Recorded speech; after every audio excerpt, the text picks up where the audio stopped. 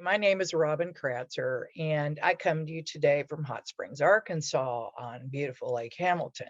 I got my teaching gig at Utah State University in 1998. And Mike had started his teaching job maybe just a year before that. We just connected immediately. We had a lot in common.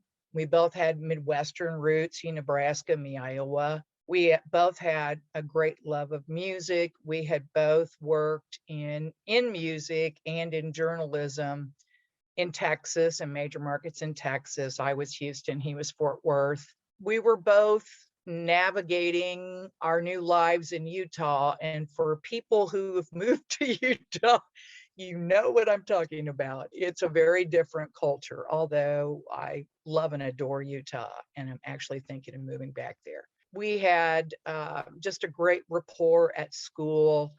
It was a really great team of teachers, professors at Utah State University when I was there.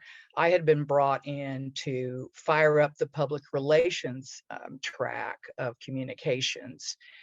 And so I would say that the people I interacted with the most on any given day was Mike, Dale Cressman, and Ted Pease.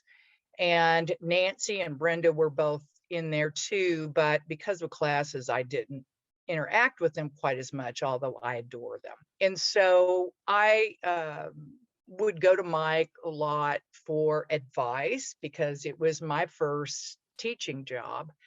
And his office happened to be across the hall from my writing lab. So I would go across the hall and sit in his office while my writing labs were going.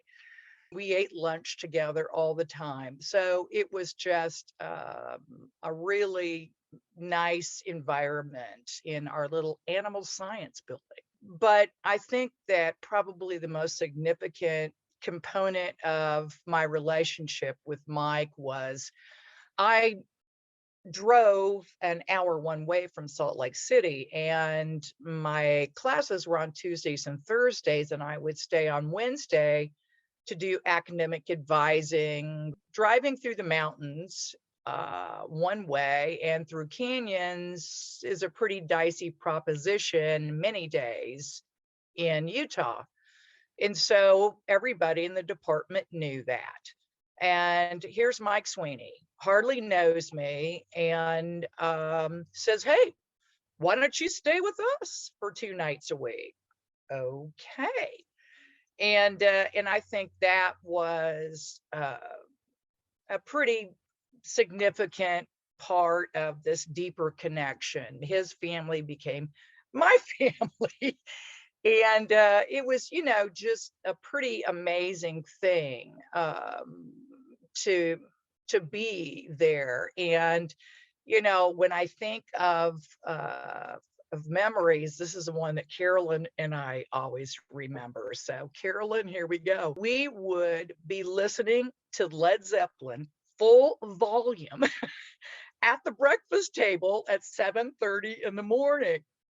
And Carolyn Sweeney, God bless her, I knew he had married a saint because she would tolerate that. I mean, David was in grade school. He thought it was all great. And then Carolyn's just trying to wake up and get breakfast going and all of that. I have told her many, many times how extraordinary I think she is. It was like that. I did that for 2 years. It was just an extraordinary time. I left Utah in 2003. Kids growing up, going to college, getting married, grandkids, moving to Ohio. I was in Houston and then Arkansas, frankly, but maybe one or two times since Utah.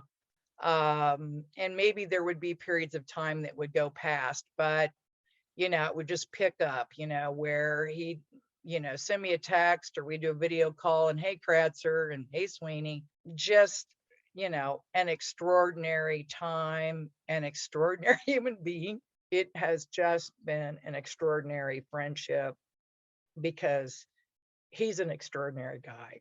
All I can say is Love you, Mike. Love you, Carolyn and David. All my love.